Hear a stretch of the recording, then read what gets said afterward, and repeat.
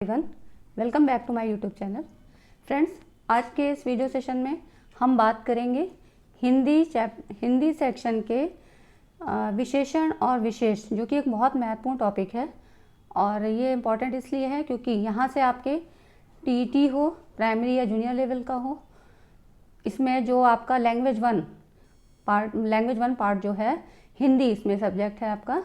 तो जो हिंदी से जो क्वेश्चन आते हैं वो 30 नंबर्स के क्वेश्चंस आते हैं, एक नंबर के 30 क्वेश्चन। और शिक्षक भर्ती परीक्षा जो भी अभी आपकी होनी है, या 69,000 या और जो पहले हो चुकी हैं 68,500 वगैरह, प्राथमिक शिक्षक की बात कर रही हूँ, तो वहाँ से भी उसमें जो लैंग्वेज का पार्ट था उसमें हिंदी, इंग्लिश और संस्कृत 3 लैंग्वेज ली गई थी। वो 40 नंबर का था पार्ट आपका, वहाँ पर 40 नंबर आपके गेन होने थे। तो जिसमें हिंदी जो थी वो आपकी 20 नंबर की, मतलब वहाँ पर हिंदी, ये जो है हिंदी वहाँ पे आपकी 20 नंबर्स की। तो ये समझिए कि हिंदी आपके लिए बहुत इम्पॉर्टेंट है और आपको इसको बहुत अच्छे से क्लियर करना है। वैसे तो आपने सब पढ़ रखा है, लेकिन कुछ टर्म्स ऐसे होते हैं जो नए होते हैं और हम समझ नहीं पाते हैं। तो वहाँ क्या होता है, ऑप्शन में हम टिक मार्क में MCQ टाइप क्वेश्चन में गलत कर देते हैं। वो गलतियां आपसे ना हो, इसलिए मैंने सेलेक्टेड टॉपिक्स को यहाँ पर रखा है। और क्वेश्चंस भी हैं जिनको आप एक बार देख लेते हैं तो आपका बिल्कुल क्वेश्चन सही होंगे और आपसे कोई गलतियाँ इस तरह की नहीं होंगी। तो अगर वीडियो में आप नए हैं, अभी तक आपने चैनल सब्सक्राइब नहीं किया है, तो मेरे चैनल को सब्सक्राइब करिए, क्योंकि यहाँ से आपकी TET, CTET और शिक्षक भर्ती की तैयारियाँ आपको बहुत अच्छे कंटेंट के साथ तैयार कराई जाएंगी। तो आपको सफलता ज़रूर मिलेगी। तो चैनल को सब्सक्राइब करिए, पसंद आता है तो लाइक एंड शेयर भी करिए। चलिए फ्रेंड्स, स्टार्ट करते हैं। विशेषण और विशेष शब्दों में की बात करते हैं।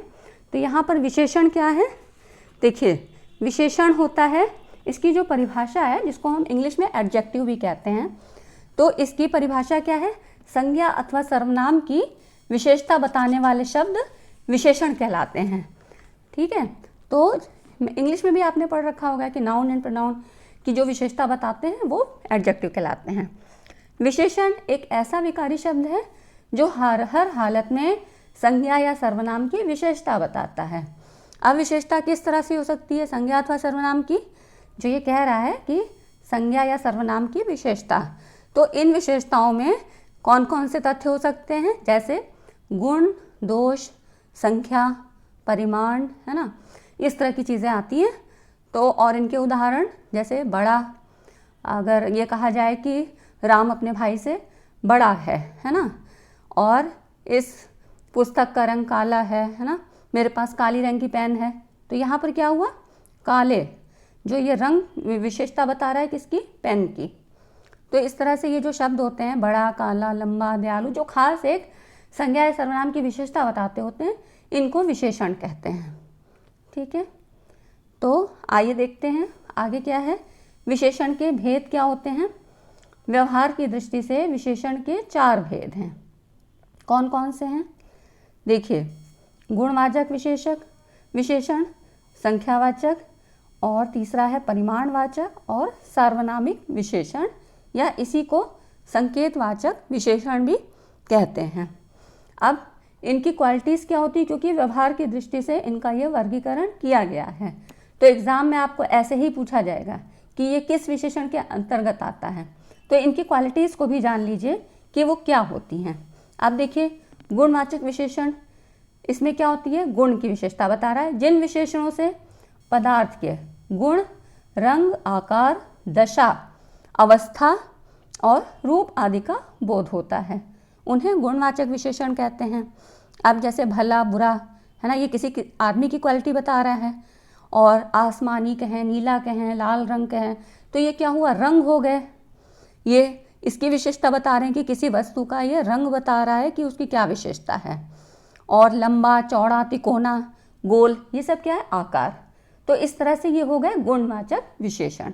अगर कहीं पर आपको कोई वाक्य दिया है और इस तरह से शब्द आते हैं तो उनको ध्यान से देखिएगा कि किस विशेषण के अंतर्गत ये आते हैं। ठीक है, अगला देखिए, संख्यावाचक विशेषण, जिससे वस्तुओं की संख्या का बोध हो, उसे संख्यावाचक विशेषण कहते हैं। अब संख्यावाचक विशेषण में भी कई प्रकार हैं। जैसे गणना बोधक है ना, इसका पहला पार्ट है, यह वस्तुओं की गणना बताता है। जैसे यहाँ पे उदाहरण दिया है 7 अमरूद, है ना, तो यहाँ पे क्या हुआ, ये जो 7 संख्या है ये इसकी गणना करके बता रहा है कि यहाँ पे क्वांटिटी कितनी है, संख्या कितनी है, 7 है। अब दूसरा है क्रम बोधक, यह क्रम के अनुसार गणना का बोध करता है। जैसे पहला लड़का, चौथी लड़की, तृतीय श्रेणी, मतलब एक कोई सीरीज़ है जिसमें यहाँ पर क्रम निर्धारित है, ये पहला हो गया, तीसरा हो गया, चौथा हो गया, इस तरह से ये क्रम कि किस क्रम में आ रही है, किस चीज़ की हम गणना कर रहे हैं और वो किस क्रम में है। नेक्स्ट देखिए आवृत्ति बोधक, ये क्या होता है, यहाँ पर ये देखिए, ये कह रहा है यह एक वस्तु का दूसरी वस्तु से आधिक्य का अनुपात बताता है। आधिक्य से क्या मतलब है, जैसे 4 गुना धन, 100 गुना दिमाग, दूध से दुगना पानी, तो यहाँ पर क्या बात कर रहा है, 4 गुना मतलब एक की अपेक्षा 4 टाइम्स ज़्यादा, कि 4 गुना वो ज़्यादा। तो यहाँ पे आवृत्ति बोधक से ये मतलब है कि 4 गुने की बात कर रहा है, मतलब इसके मल्टीपल्स 4 टाइम्स है। ठीक है, तो ये हो गया 4 गुना, दुगना, मतलब 1 गुने से ज़्यादा, तो आवृत्ति बोधक हो गया। और अगला देखिए चौथा है इसका समुदाय बोधक, यह संख्या के समुदाय का बोध कराता है। जैसे तीनों लड़के, ये एक समुदाय में हैं, 3 लड़के एक साथ हैं, 7 घर, दोनों भाई, ये सब एग्जाम्पल हैं, 5 बहनें, तो ये क्या है, एक साथ हैं, एक समूह में हैं। अगला देखिए प्रत्येक बोधक, यह अनेक वस्तुओं में से हर एक का बोध कराता है। जैसे प्रत्येक व्यक्ति, हर एक नेता, एक एक अपराधी, ये सब, ये आपको शब्दों को ध्यान रखना है कि किसके अंतर्गत आ रहे हैं। ठीक है, अगला देखिए इसका जो तीसरा पार्ट था परिमाणवाचक विशेषण, जो शब्द किसी वस्तु के परिमाण, मापतौल का बोध कराता है उसे परिमाणवाचक विशेषण कहते हैं। तो यहाँ पर परिमाण से मतलब है कि मापतौल की बात की जा रही है, मेजरमेंट की बात की जा रही है।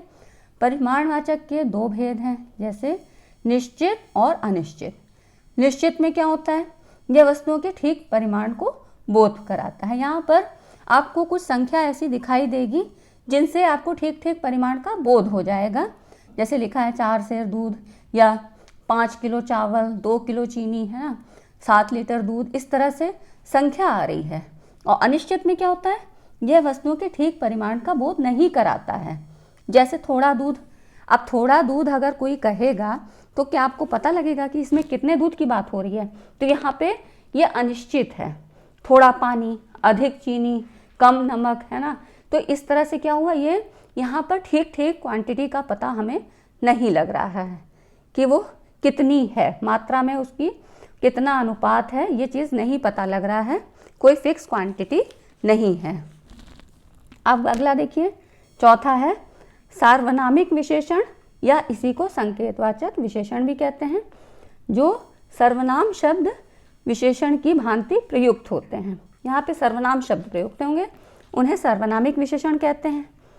जैसे अगर कहीं पर आता है संकेतवाचक में, जैसे यह, वह, है ना, इस, उस, अगर वहाँ पर क्या है, सीधे सीधे नाम ना देकर संकेत कह रहा है कि यह आ रहा है, वह जा रही है ना, सीता अपने घर से निकली और वो अपने घर पहुंची, तो यहाँ पर वो क्या होगा, वह या वो, ये होगा सार्वनामिक विशेषण की बात करेगा। प्रश्नवाचक भी हो सकता है, जैसे कौन सा, किसका, ये सब शब्द होंगे। अनिश्चयवाचक में जैसे कोई, कुछ। संबंधवाचक, जैसे कहा जाए कि उनकी साड़ी सुंदर है, उनके पास बहुत अच्छी पुस्तकें हैं, तो इस तरह संबंध बता रहा है। तो ये कुछ सर्वनामिक विशेषण, ये आपको अभी आगे क्लियर हो जाएंगे, जब थोड़े क्वेश्चंस आप कर लेंगे तो आपको बिल्कुल क्लियर हो जाएंगे। अगला देखिए, और भी इसमें एक प्रकार का होता है विशेषण, वो तो 4 तरह के उसके टाइप्स हो गए व्यवहार के आधार पे। अब प्रविशेषण क्या होता है, ये बहुत क्वेश्चन में आता है, इसको तो इम्पॉर्टेंट आप लिख लीजिए।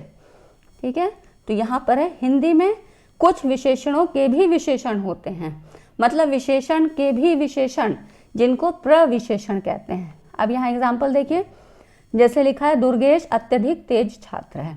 अब यहाँ छात्र की विशेषता तो ये बता ही रहा है कि तेज, तेज क्या हुआ विशेषण, लेकिन अत्यधिक, तो यहाँ पर क्या हो गया, ये अत्यधिक शब्द प्रविशेषण हो गया कि यहाँ तेज विशेषण है और उसका भी विशेषण अत्यधिक, तो अत्यधिक और तेज एक साथ प्रयोग किया गया है, तो ये प्रविशेषण। यहाँ से क्वेश्चन बहुत आता है, काफ़ी इंपॉर्टेंट है।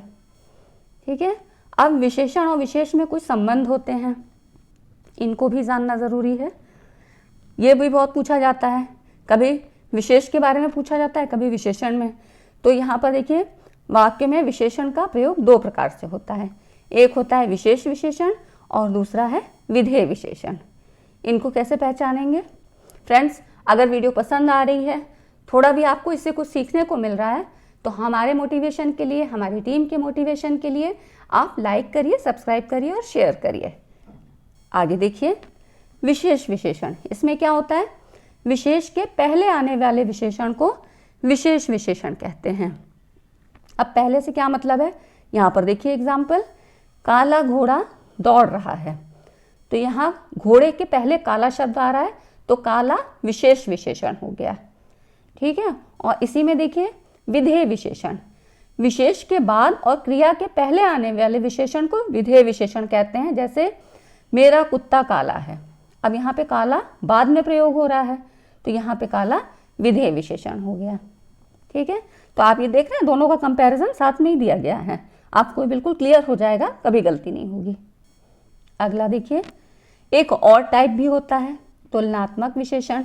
अब वो क्या होता है, तो जैसे इंग्लिश में भी आपने पढ़ा होगा कि तुलना मतलब दो या अधिक वस्तुओं की विशेषताओं के मिलान को तुलना कहते हैं, और इस कार्य को दर्शाने वाले विशेषण को तुलनात्मक विशेषण कहते हैं। तो इंग्लिश में आपने पढ़ी होंगी कि पॉजिटिव, कंपैरेटिव और सुपरलेटिव डिग्री, एडजेक्टिव की पॉजिटिव, कंपैरेटिव और सुपरलेटिव, वहाँ पे भी 3 टाइप्स आप पढ़ते हैं। तो यहाँ पर भी देखिए वैसी ही चीज़ें हैं, ये है मूलावस्था, उत्तरावस्था और उत्तमावस्था, ये हिंदी में नाम हो गए। ग्रामर में जो देखिए, जो चीज़ आप इंग्लिश में पढ़ते हैं ना, वही चीज़ हिंदी में भी है, बस क्या है यहाँ पर हिंदी के टर्म्स यूज होंगे, तो वो आपको समझने हैं। अब मूलावस्था से क्या मतलब होता है, मूल अवस्था जो शब्द ओरिजिनल स्टेज में है अपने, जैसे अधिक, तो अधिक का मूलावस्था, उत्तरावस्था, उत्तमावस्था क्या होगी, अधिक, अधिकतर, अधिकतम, है ना। फिर है, अगर मान लीजिए कोई और एग्जाम्पल है, उच्च, उच्चतर, उच्चतम, निम्न, निम्नतर, निम्नतम, तो इस तरह से ये इनकी मूलावस्था, उत्तरावस्था, उत्तमावस्था हो जाती हैं। इस तरह से बहुत सारे शब्द होते हैं। अगर आप लोग कमेंट करेंगे, डिस्क्रिप्शन में लिख दीजिएगा, तो मैं इसकी PDF दे दूँगी। अगर आपको ऐसा लगता है कि हाँ पढ़ लेना चाहिए, तो मैं बिल्कुल दे दूँगी। आप जैसा भी हो कमेंट कर दिया करिए, ठीक है। आगे देखिए, कुछ क्वेश्चंस ले लेते हैं। क्वेश्चंस आप कर लेंगे ना, तो उससे, और क्योंकि यहाँ से क्वेश्चन बनता है एडजेक्टिव से, मतलब विशेषण और विशेष जो हैं, तो यहाँ से क्वेश्चन आता ज़रूर है, क्योंकि 30 नंबर बहुत मायने रखते हैं भाई। 150 में आपको 30 नंबर में मान लीजिए आपने 25+ भी सही कर दिए, तो एक अच्छे स्कोर पे आप पहुँच सकते हैं। क्योंकि अब हिंदी है, चाइल्ड साइकोलॉजी है, इस तरह के या EVS सब्जेक्ट जो होते हैं ना, तो यहाँ से आपको स्कोर करना आसान होता है। अब मैथ्स जैसे सब्जेक्ट या इंग्लिश भी ठीक है, चलिए, अब लेकिन ये नहीं कह सकते हैं कि सबकी इंग्लिश अच्छी हो या सबकी ही उतनी स्ट्रांग हो, ये नहीं कह सकते हैं। और मैथ्स में क्या होता है, कई बार टाइम की शॉर्टेज हो जाती है, कई बार कैलकुलेशन हम गलत कर दिए, तो ये सब क्या होते हैं कि ये थोड़ा सा मार्क्स गेन करने में कहीं ना कहीं इनमें हम एकदम बहुत इनको बिलीव नहीं कर सकते हैं कि हाँ ये हमारे 100% सही होंगे। मगर हिंदी, EVS और साइकोलॉजी, है ना, ये सब चीज़ें क्या होती हैं, यहाँ स्कोर कर सकते हैं। और आपको शिक्षक भर्ती हो या TET की परीक्षा हो, क्योंकि भाई TET का भी स्टैंडर्ड अब इतना आसान नहीं हो गया है, TET हो, CTET हो, प्राइमरी का हो या जूनियर का हो, तो आपको हिंदी तो बिल्कुल कमांड में अपने रखनी है। तो क्वेश्चन देखिए, पहला क्वेश्चन है, उसका लड़का लंबा है, इसमें विशेषण का चयन कीजिए। तो यहाँ पर देखिए, इसमें 4 ऑप्शन दिए हुए हैं, तो यहाँ पे क्या है, लंबा है, उसकी विशेषता बता रहा है, तो ये हो गया, उसकी विशेषता कौन बता रहा है, लड़के की विशेषता लंबा, उसकी जो क्वालिटी है वो लंबा है। और देखिए दूसरा क्वेश्चन है, युद्ध देखकर अशोक का कठोर हृदय मोम जैसा पिघल गया। वाक्य में विशेष पूछ रहा है, तो यहाँ पर विशेष क्या है? हृदय, है ना। कठोर हृदय, ये देखिए यहाँ पर, इसको ध्यान दीजिए, तो यहाँ पर विशेष पूछ रहा है, तो ये हृदय। नेक्स्ट देखिए, वह नौकर नहीं आया, वाक्य में कौन सा विशेषण है? तो यहाँ पर किसी का नाम नहीं दे रहा है, देखिए ये दे रहा है वह नौकर नहीं आया, तो यहाँ पर ये है सार्वनामिक विशेषण। ठीक है, अगला देखिए, इसमें क्या है? तीसरा शब्द में विशेषण है। ये क्वेश्चन देखिए, तीसरा शब्द में विशेषण है, कौन सा है? क्रमवाचक। तीसरे की बात कर रहा है, आवृत्ति भी नहीं है, गणना भी नहीं है, और पूर्णांक बोधक, तो क्रम, क्योंकि एक क्रम में, तो ये तीसरे की बात कर रहा है। चौथाई शब्द में विशेषण है, तो इसमें क्या है कि चौथाई, इससे ये नहीं पता लग रहा है कि एग्जैक्ट क्वांटिटी कितनी है, तो ये हो गया अपूर्णांक बोधक विशेषण। अगला क्वेश्चन देखिए, विशेषण जिस संज्ञा की विशेषता बताता है उसे क्या कहते हैं? तो इसको हमने पढ़ा, इसको कहते हैं विशेष। नीली साड़ी में कौन सा विशेषण है? अब साड़ी की विशेषता कौन सा शब्द यहाँ बता रहा है? तो नीला ना, तो यहाँ पर नीला शब्द क्या हुआ? ये गुणवाचक विशेषण। अगला क्वेश्चन देखिए, तुम कहाँ पढ़ते हो में किस कोटि का विशेषण प्रयुक्त हुआ है? तो क्वेश्चन पूछ रहा है तुम कहाँ पढ़ते हो, तो ये हो गया प्रश्नवाचक। यह चांदी खोटी सी दिखती है, अगला क्वेश्चन है, यह चांदी खोटी सी दिखती है, इस वाक्य में ये पूछ रहा है खोटी सी विशेषण किस प्रकार का है? तो यहाँ पर खोटी क्या है? चांदी की विशेषता बता रहा है, तो ये हो गया गुणवाचक विशेषण। अगला देखिए, निम्नलिखित में से क्रिया विशेषण। अब क्रिया विशेषण क्या होता है कि यहाँ पे क्रिया की जो विशेषता बताए, तो इनमें से कौन सा शब्द आपको लग रहा है? तो धीरे धीरे। यहाँ पर चलने की जो विशेषता बता रहा है वो धीरे धीरे, आदमी कैसे चल रहा है? धीरे धीरे, तो क्रिया की विशेषता बता रहा है, तो ये क्रिया विशेषण हो गया। ये तो बहुत आता है, काफ़ी पूछा आता है, टीटी में भी आपके एक आध बार पूछा गया है। अगला क्वेश्चन देखिए, दोनों शब्द किस प्रकार का संख्यावाचक विशेषण है? दोनों मतलब एक से अधिक लोगों की बात हो रही है, तो यहाँ समुदाय बोधक हो गया। अगला देखिए, प्रतिदिन किस प्रकार का क्रिया विशेषण है? तो यहाँ पर ये हो गया कालवाचक, समय की बात कर रहा है, तो यहाँ हो गया कालवाचक। यह दृश्य बहुत सुंदर है में बहुत सुंदर कौन सा विशेषण है? तो सुंदर मतलब, और उसके साथ बहुत भी जुड़ा है, तो ये हो गया प्रविशेषण, कि जो विशेषण की भी विशेषता बताए, हमने पढ़ा था पीछे। अगला देखिए, यहाँ पर क्या है? गुरु का उत्तमावस्था क्या होगा? यहाँ पर देखिए वही है कि गुरु गुरुतर गुरुतम, तो यहाँ पर हो जाएगा उत्तमावस्था पूछ रहा है, तो ये गुरुतम हो जाएगा। अगला क्वेश्चन, महान का उत्तरावस्था क्या होगा? तो ये होगा, सेकेंड डिग्री की बात कर रहा है, तो ये हो गया महतर। अगला क्वेश्चन देखिए, ये है स्टेटमेंट के रूप में, कश्मीरी सेब सिंदूरी लाल होता है, वाक्य में रेखांकित शब्द, इसको पूछ रहा है सिंदूरी विशेषण के किस भेद के अंतर्गत आता है? तो लाल के साथ सिंदूरी शब्द का प्रयोग हो रहा है, यहाँ पर ये ध्यान दीजिएगा, तो ये हो गया प्रविशेषण।